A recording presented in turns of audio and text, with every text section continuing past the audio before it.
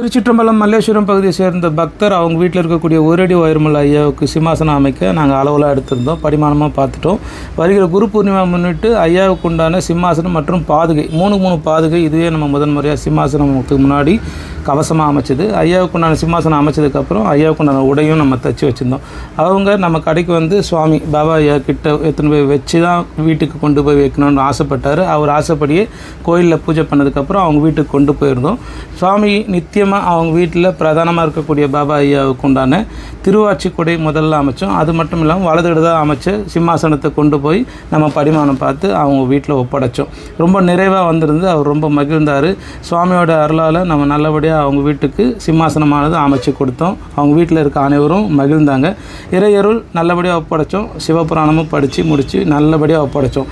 இதே போல் உங்களுக்கு விருப்பம் உள்ளவங்க கீழ்கண்ட நம்பரில் தொடர்பு கொள்ளுங்க. நன்றி, வணக்கம். அன்பே சிவம்.